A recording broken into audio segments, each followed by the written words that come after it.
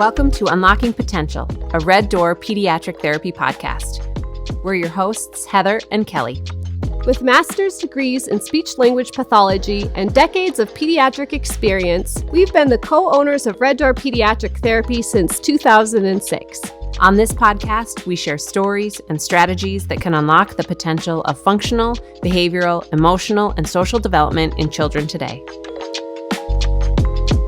Today's guests are Sara Erickson and Geena Schmidt, occupational therapists at Red Door Pediatric Therapy. Welcome to the podcast. Today's topic is a hot button issue for parents, picky eating. We are joined by Sara and Geena in our Minot location. Sara, go ahead and introduce yourself. I'm Sara Erickson. I was born and raised in Bismarck. I've been at Red Door Pediatric Therapy for a little over 8 years now. I'm an occupational therapist and work with kiddos who have picky eating. Geena, how about you? My name is Geena Schmidt. I'm an occupational therapist here in our Minot clinic location. I've been with Red Door 5 years, and one of my interests is picky eating as well. Excellent. So let's dive right in. What does it mean for kids to be a picky eater? So I think that picky eating is common really for all kids at some point in their life. You're going to come across kids who maybe don't like some vegetables or fruits, or maybe they're just a little bit more picky with meal times, which is typical. I mean, that's part of typical development. But when it starts to be impacting kind of the whole family dynamic and daily life and their ability to just even participate in meal times, that's when it becomes more of a concern. Geena, what age do you feel like picky eating is kind of noted by moms and dads? I think it comes at different times in kids' life. It can be followed by big transitions, moves, or new sibling in the household. Different seasons of life. It just can be for a wide variety of reasons. Otherwise, ages, I feel like that transition from bottle or breastfeeding to solid foods, or from more purees to big adult kid meals are also really tricky. So sometimes when textures come into play. Absolutely. Okay, so what specific factors of the eating process are maybe apparent when it's a problem that's beyond just the picky part and it's now affecting their ability to participate in mealtimes? There are a lot of factors that can impact or lead to picky eating. One of them is pain and discomfort. So if a kiddo is eating and they feel pain or they're uncomfortable when they're eating, maybe they have reflux or they're gagging or they throw up because it just didn't sit right. That can steer them away from wanting to continue to eat. Another big thing that we look at is sensory processing skills. So how are they tolerating the different textures of foods, the smells, how it tastes, even, the sound of it when they hear themselves eating. That's a big piece. And then also that interoceptive piece. So can I even recognize when I'm full or when I'm hungry? If I don't feel hungry, I don't want to eat. Why would I eat? So really that awareness piece, it can impact, a kiddo's ability to eat. That's interesting. Geena, do you want to add anything to that? Yeah, eating is not instinctual. It's not something that we know. We learn it through behavior. So there's a lot of things that play into that, like a child's temperament. Are they easygoing or a little more stubborn? Might they use food as kind of a place of control? Do they have a hard time sitting at the table for the whole meal time? Or is their attention elsewhere on other family members at the table or other things in the environment? Might they harbor a little bit of anxiety or fear about new foods that they haven't encountered before? And then just where they are in their development. So Geena, what professionals might be involved early on, recognizing that there's an issue, and who would assess that kind of a situation? There's a variety of people that can receive training for picky eating. The SOS approach is a really popular one that often trains occupational therapy or speech therapy professionals. And it really just gives them a background of how to assess that picky eating and what we can do to make the whole mealtime more enjoyable. So if a parent feels like they want to seek out services or they have additional questions and they call Red Door with a question about picky eating, what happens next? What does that process look like for a parent and their kid? If we're not really sure, we can always do a free 30-minute screen and assess, is this typical development? Because it does look different at certain ages. But if parents are like, no, I've got big enough concerns, let's jump right into that eval and use our insurance coverage and see where those difficulties lies. Then we have a nice 2 or 2.5 hour chunk to really dig into those problem areas, to do some standardized testing and parent interview to figure out what they're eating, what they have been eating but no longer are eating, or what they're just not willing to try. And then based on those results, we can make goals and a plan of care to figure out what we can do to increase nutrition or increase volume of food, ultimately leading to nice weight gain or weight loss in order to be that just right weight. We always at Red Door try to make things fun for kids. It's our job, and we take that part of our job pretty seriously. And picky eating can be like a hard no for kids. So if they qualify for services and if their family's like, yep, we want to kind of tackle this, how does our occupational therapy staff go about introducing new foods but keeping it sort of fun and light and something that the child will participate in? We always want introduction of foods and meal times to be a positive experience for kids. If we are feeling nervous about something or unfamiliar with it, we're oftentimes going to trigger that fight or flight response, which is going to then depress our appetite. So not only are they already not wanting to eat, but now they're really not hungry. So really keeping things positive, really giving that positive reinforcement. Wow, I really like how you touched that orange. Or, even just simple things, breaking it down.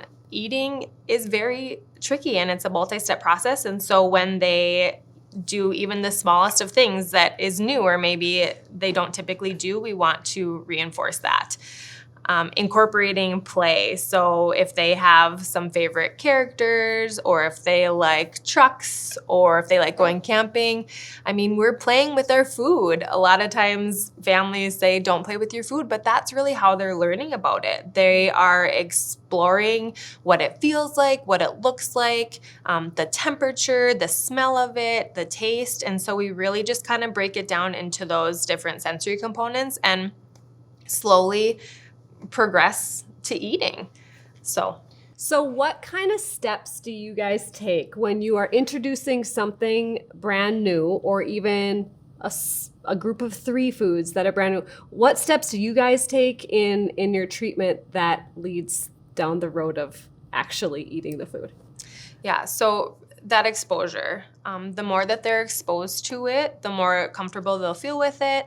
And eventually, maybe right away when you present a piece of broccoli on their plate, they push their plate away. So visually, they're not even wanting to tolerate that near them. So you progress, okay?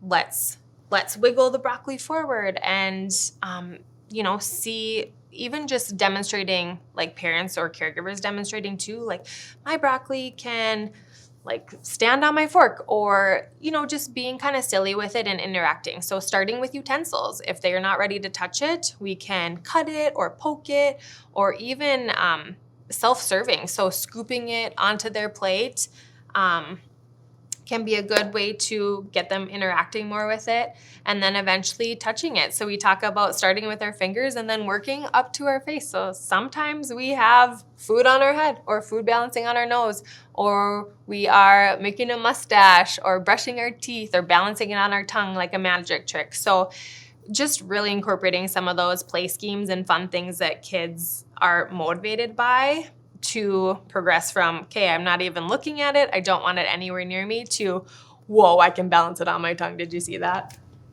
So it's kind of a patient and slow process, essentially, to introduce new things to someone who might be, pretty adversive to that. There are a lot of parenting opinions, I think, about picky eaters. And so when I hear you talk about all of the steps that go into just sort of introducing it, what advice do you have for parents in terms of handling how it affects their mealtime or the expectations, in their home or at restaurants or something like that? I think really just keeping that language positive, not outright asking them, do you like this food? Because we're going to set ourselves up for failure and get a no. But what do you like about this food? I like that broccoli is green. That's a cool characteristic. So it's almost like we're interviewing the food that's on our plate to get to know it a little better. I think it's important to model our reactions. Like, let's not serve something that we know we don't like Brussels sprouts, because our kids are going to see that reaction and then they're not going to like those Brussels sprouts by association. Not having just that level of we're going to eat this food, because that's a really big ask. So asking smaller steps along the way, it makes it a lot more rewarding and achievable. Excellent. And I think when there's that expectation that you have to eat this, again, you're already triggering that fight or flight response. Like, oh, I have to eat this. What if I don't like it? What if it makes me gag? So I think just kind of changing the way you think about eating or foods and just really thinking of it as kind of like school. We're learning about food and the process of eating, and it's not all going to happen overnight. It takes time. So that it's not a win-lose situation. So that it's not like, well, as a parent, if I made them eat it, I win. But as a kid, if they made me eat it, I lose. That you're not kind of in that struggle out the gate.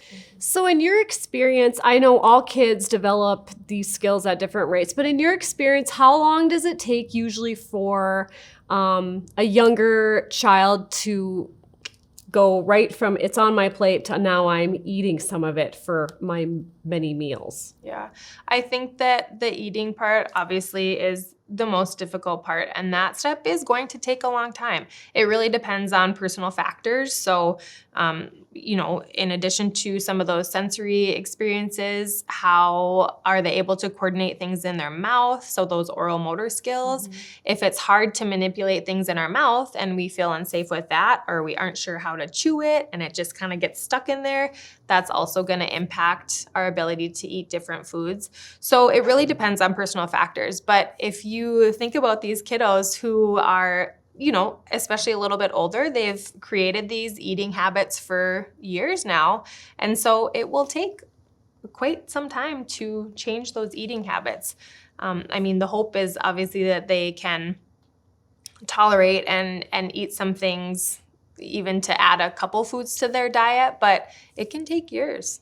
You two are both involved in the food groups that we have at Red Door. So Geena, could you kind of explain what a food group is and sort of what the benefits are when you have a group of kids who are experiencing this?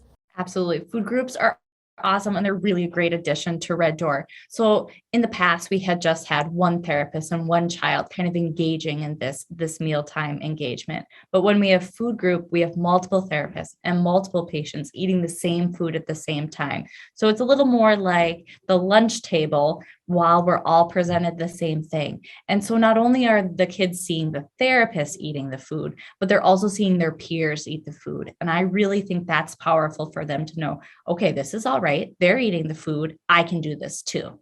Yeah, and just really power in numbers and that modeling component. If one kiddo really likes strawberries and the other kiddo really doesn't, then it's like they're working together as a team to help each other too. So it's a really great, they build really good relationships, and it's a fun thing to see. It is. It adds a different dimension, which is fun. But there's an effect of like this, what are my peers doing, that sort of pushes you in that direction. So safety in numbers. Yeah. Mm-hmm.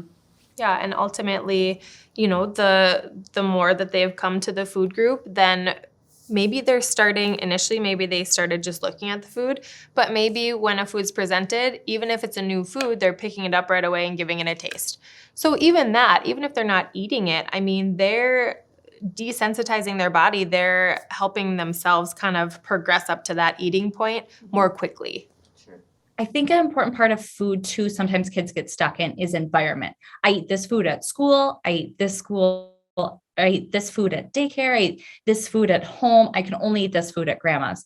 So by eating this food at a food group in a new place, it really helps them generalize. Then they're excited. Hey, I had this food at food group. I want to show it to my family. I want to show it to my friends. And they really add those foods a lot quicker to their repertoire. They might not like a food prepared a certain way, but they've got the creativity to know, how could I prepare this that I would like this food? Geena, what are kind of some of the top tips you would give parents when they have a picky eater at home? I really like having everyone eating the same food and having a really clear expectation that we're just going to explore, rather than making that expectation too high for them. So when you say expectation too high, the expectation isn't like you have to eat everything on your plate before you can leave the table.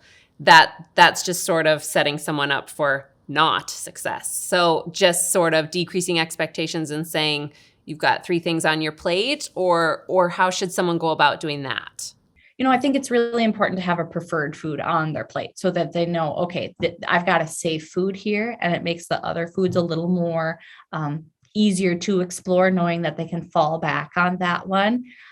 Having a drink that they prefer is sometimes really nice and calming, even if that's just a drink of water to keep that calm state. Some parents experience some really nice success with, hey, you're 5 years old. We can take 5 bites of this food and it will be okay, kind of working our way through that.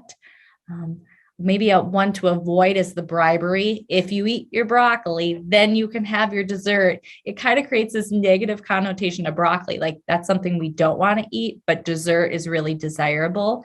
So avoiding bribery is a really good strategy, just because food is food, and it doesn't matter if it's a breakfast food or a lunch food, supper food or dessert. Food is fuel. And I think too, just more education in simple terms for kids, like Geena mentioned. Food is what helps us grow. It helps our brain wake up and learn. It helps our bones get stronger. It helps our muscles get big. And so just really kind of meeting the child where they're at to help explain the process and just how food can help us is a good strategy too. So in the food group sessions that you guys have, is there an order of foods that you kind of go with, starting with one and progressing to the other types of foods or textures? So typically we start with a preferred food. So really any food that is a common like, or that all the kids will like. Typically that ends up being some type of cracker, like a club cracker or maybe a veggie straw. Those are a little bit easier to eat as well from an oral motor standpoint. So we typically start with something a little bit easier. And then as we progress to different foods, we really try to make the food similar in some sensory properties. So for kids, color and shape is the easiest for them to distinguish. So if we start with a club cracker, maybe we would do like part of a mozzarella cheese stick because it would be a similar color and a similar shape. And then from there, we might do a chicken fry. So then it's, we've got that shape component, and the inside of the chicken fry is the same color as the mozzarella cheese stick. And so we really just progress to foods, making them similar.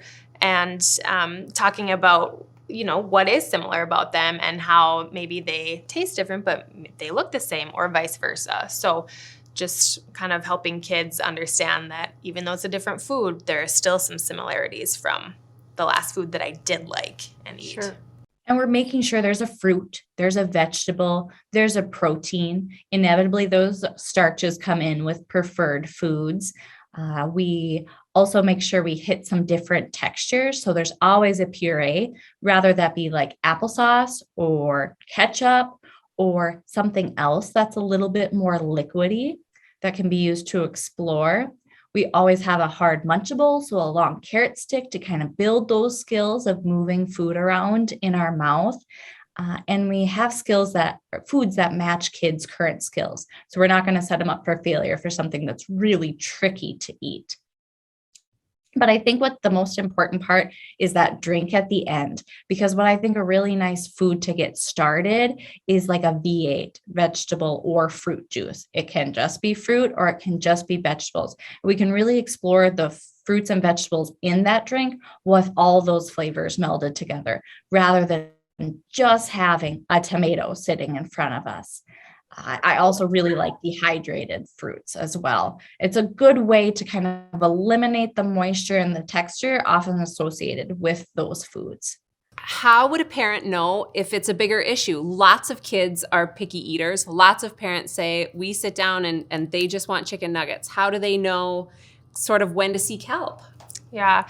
If you are noticing that kids are eating, only one food group, or they're completely leaving out an entire food group, that would be an indicator. If they're eating the same thing for every meal, every day, at some point they will get sick of that. And if that's their primary source of nutrition, then once they're sick of it, you've lost that food. And so if they already have limited foods, then we don't want that to happen. I think when we talk about when to seek help, if they have less or 30 foods or less, that would be a definite time to get help. I mean, even before that, but we talk about wanting 10 fruits and vegetables, 10 proteins, 10 grains. So if you're noticing that, okay, maybe they have a lot of grains, but they're not eating protein or vegetables, we really want to make sure that, they're getting the nutrition that they need. They're not malnourished. Are they gaining weight appropriately? If they're not gaining weight, that can be a serious concern too. So, Geena, a parenting strategy that I think we see a lot, and I think it's well intended, is a bribery strategy. So if you eat this non-preferred thing, let's call it broccoli, then you get this preferred thing, let's call it dessert. Give us some more information or strategies around that. Absolutely. It seems harmless, and we do it for a lot of other things. We go out in the community, you're good, you get a sucker. But when we take that the meal table, it's making that non-preferred food even less preferred, because we're saying, well, I don't like this food either. It's not that important, but I'm doing it to get to this preferred food. And then it really elevates that dessert to a higher level. But food is food, and food is fuel. So it doesn't really matter if it's a main dish or a dessert. It's important to consume regardless. So food is fuel, and it allows our body to go.